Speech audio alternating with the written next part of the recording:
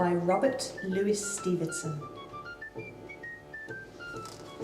I'll never forget the night I first met bloodthirsty pirate Billy Bones. A great storm was blowing in from the sea and the wind was shaking the walls of the Admiral Benbow Inn, which my mother and I owned and ran. Thunder bellowed and lightning streaked the sky. Then, between rolls of thunder, I heard a man coming down the path, singing an old pirate shanty. 15 men on a dead man's chest, yo-ho-ho, and a bottle of rum. This was followed by loud banging at the door, and I opened it to find that our visitor was a tall man with a vivid red scar across his left cheek. He wore a filthy blue coat and he carried a cutlass, knife and pistol in his belt. He was dragging a heavy chest behind him, which he dropped on the floor as he entered the inn.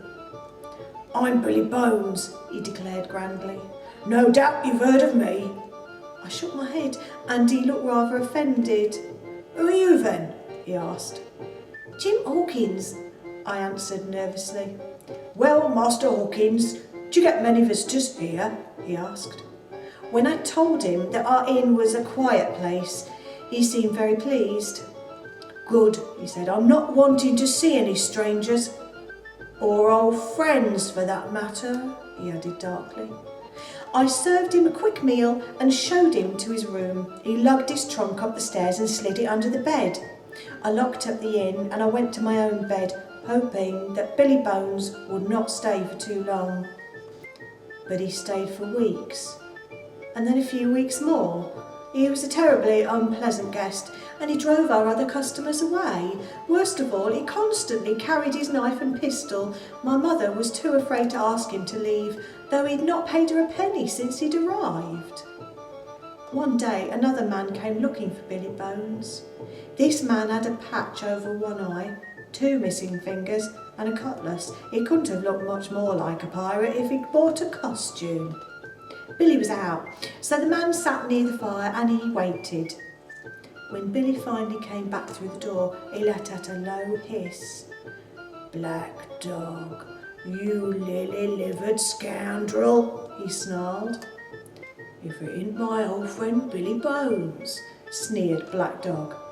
"I believes that you have something that belongs to me and the crew." "You'll never get that map from me," said Billy. And with that, he launched himself across the room at Black Dog, and a great struggle ensued. The 2 pirates kicked and hit and bit each other. They pulled at each other's hair and they poked at each other's eyes. It was not at all like the valiant fights I had read about in my favourite pirate stories. Finally, Black Dog backed away. "You turn over that map by 10 o'clock tonight, or I will be back with the rest of the crew," he said as he ran out of the inn. Once Black Dog was gone and Billy and I were alone, he slumped down into a chair and demanded some rum. Even though I hadn't said a word, he began to tell me his story. "It all began with Captain Flint," he said.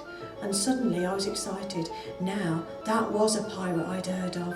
Captain Flint was the most famous, hornswoggling scallywag to ever sail the 7 seas. It was also very well known that he had buried a massive pile of treasure in a secret location that he'd kept secret all the way to his grave. Billy told me that he had sailed with Captain Flint for many years. On his deathbed, Flint handed Billy the only map that showed where his treasure was hidden. The rest of the crew had elected Billy as the new captain, and Billy had promised that together they would find the treasure and share it between them. But as soon as night fell, Billy jumped ship and ran away with a map, and that's how he came to be at the Admiral Benbow Inn. "Shiver me timbers, but there's only one thing for it," said Billy, wringing his hands together. He was pale with worry. "I'll have to weigh anchor and clear out of here before 10 o'clock. And with that, he jumped out of his seat and hurried up the stairs.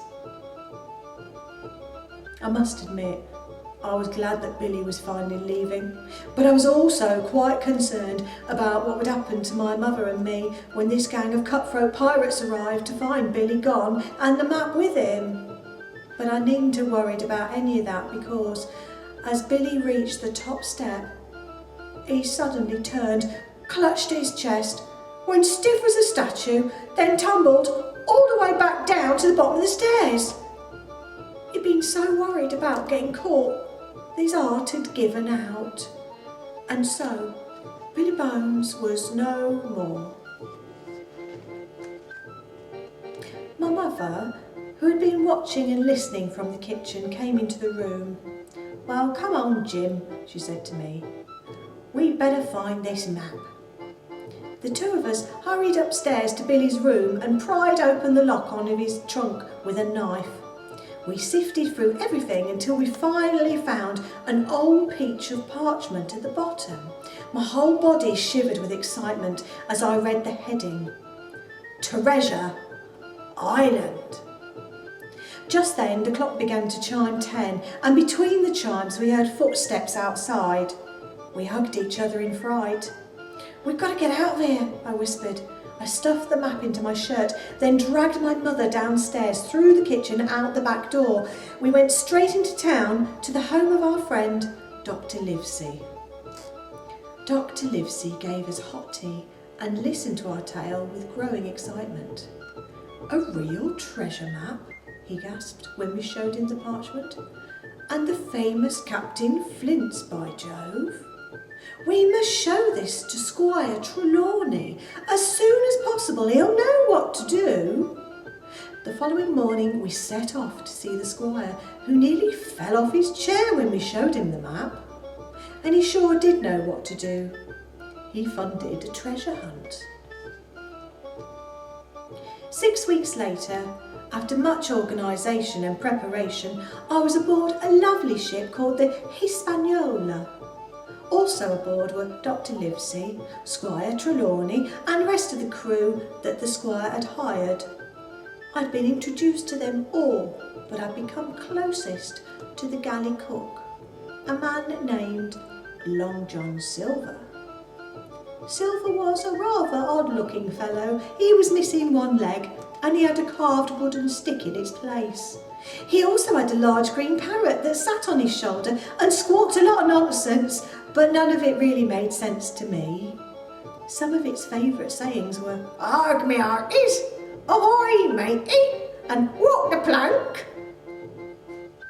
Silver told me stories and taught me about life at sea. He always told me I was as smart as paint. I wasn't sure how smart paint could really be, but we became good friends anyway. So one evening I was very surprised to hear Silver and another crew member, Israel Hands, talking quietly. "When we can finally take over this ship?" asked Israel. "The men are getting restless." "As soon as we's getting hold of that map," replied Silver. "Then we'll throw that landlubbing squire and his men overboard and find Flint's treasure." I couldn't believe my ears. Silver was a mutinous pirate. Who'd ever heard of a peg-legged pirate with a parrot on his shoulder? As they discussed their plan, I learned that most of the crew on board were Silver's own people.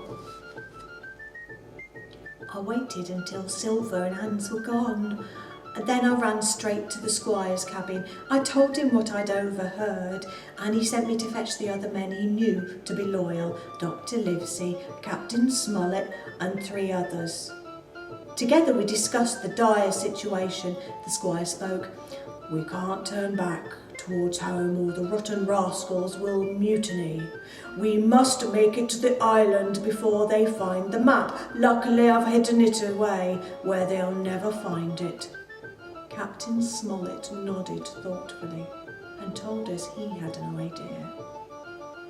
A few days later, we reached the island and dropped anchor. The squire had been right. For all they'd tried, the pirates had not been able to find the map, and it was time to put the next part of our plan into action. Silver and his crew were sent ashore to find fresh water and a place to camp, which they were happy to do after a long voyage. They still had no idea that we knew of their treachery, and they expected us to follow a few hours later once we'd completed our chores on board. Instead, as soon as darkness fell, we sailed the ship around to the other side of the island. We knew from the map that there was a small fort there, so we dropped the anchor, loaded as many supplies as we could onto 2 rowboats, and went ashore. It wasn't until the next day that Silver realised what we'd done, and when he'd finally found our hideout, he was very angry at being fooled. We were ready and waiting for the pirates' arrival, knowing that we would have to defend ourselves against a group that was twice our number. "We have you surrounded!" Silver shouted from the clearing outside the fort. "But I shall leave you all unharmed if you just hand over the map." The squire shouted back his refusal, and the first crack of gunfire filled the air. Soon everybody was firing wildly, the air was thick with smoke and splinters of wood were flying everywhere. I did as I was instructed and ran between each man in the fort, reloading 1 musket while he fired another. Eventually, the firing outside slowed down and then stopped altogether. I ran to the window and could see nobody outside. "They've gone," I shouted. "We've won!" But the captain just shook his head. "They'll be back," he said. The next day came, but there was no sign of Silver. I was bored of being cooped up in the fort, so I offered to explore the island and spy on the pirate camp. I headed out of the fort and across the island, but before I could find the pirates, I found something far more extraordinary on the hillside. A strange creature hopping from rock to rock. It moved as nimbly as a mountain goat, but it didn't look like any beast I'd seen before. It finally stopped, turned and stared at me, and then I realised it was a man. He seemed nervous at first, then slowly started to climb closer and closer to where I stood, and then he spoke. "Got any cheese?" he asked. It wasn't quite what I was expecting him to say, but I did have a piece of cheese wrapped in cloth in my pocket, which I'd brought along for my lunch. I pulled it out, I offered it to him, and he quickly reached across and snatched it. He took a bite, then screwed up his face in happiness, and he leaped from one leg to the other. I waited until he'd finished the cheese, and then asked him who he was and what he was doing there. "The name's Ben Gunn," he said, "and I haven't seen another human in 3 years." Ben explained that he'd been marooned on the island. I told him about my friends and the pirates and invited him back to the fort. He refused, but he did ask me to send the doctor out to see him, which I agreed to do. Back at the fort, the others were very interested in Ben's story. They thought he might even know something helpful about the island or the treasure. Everyone agreed that the doctor should visit him the very next day. The next morning, all was still quiet, so I decided to go out exploring again. I slipped quietly out the fort before the others awoke, and I wandered along the beach, through the forest and up the hill. I was having a grand old adventure until I realised the sun was beginning to set and I was a long way from the fort. I made my way back quickly as I could, but it was well after dark when I arrived. I was expecting a good telling off from Dr. Livesey, but when I opened the door to the inner hall, all I could hear was snoring. Relieved, I crept through towards my sleeping mat, but in the dark I managed to trip over a sleeping body. At first I thought it was one of our men, but out of the darkness I heard a squawk. "What, the plank?" Voices yelling in the dark, and someone lit a lantern. I looked around in the dim light and realised that I'd tripped over Long John Silver, and the fort was full of his men. There was no escape. "Well, hello, Jim boy," said Silver in that fake friendly way of his. "I knew you'd come to your senses and join us. I've always thought you'd make a fine pirate." "What have you done with the others?" I demanded. Not to worry, said Silver. We made a little deal earlier today. I got the map and they got to leave with their lives. He saw that I was puzzled and must have guessed that I was wondering why they'd gone without me. Had they forgotten me? Silver chuckled. No, my boy, they didn't forget you. When you disappeared, they thought you might have changed sides. I was happy to tell them that this was true. Anyway, better get some rest. We'll be hunting for treasure tomorrow. We were up and ready to go early the following morning. Silver read the directions on the map aloud. Stark Skeleton Island, big tree, northwest to Spyglass Hill. Tall tree, 10 paces south. From the map we could see that Skeleton Island was a tiny island that lay alongside the bigger island that we were on. We made our way down to the shore and piled into 2 rowboats. When we reached Skeleton Island, Silver ordered the men to fan out and search for a big tree. He was worried that, given the chance, I would run off, so he bought a rope from the boat, which he tied through my belt to his own to stop me from getting away. A short while later, we heard a shout from within the forest. We rushed towards the sound. We were horrified to find Israel Hands standing over a skeleton. He'd had an eye patch and a tatty blue jacket with a cutlass tucked into the belt. But most strangely of all, while one bony arm was resting by its side, the other was outstretched, as if pointing back to the main island. Silver pushed out his compass and placed it alongside one pointing arm. Praise the stars, said Silver. This is one of Flint's jokes. He's always a black-hearted joker. If I'm not mistaken, these arm bones are pointing straight to the treasure. Captain Flint had left a skeleton to show us the way. So we loaded into the boats and rowed back to Treasure Island. Once we were ashore, we headed towards Spyglass Hill in search of the big tree.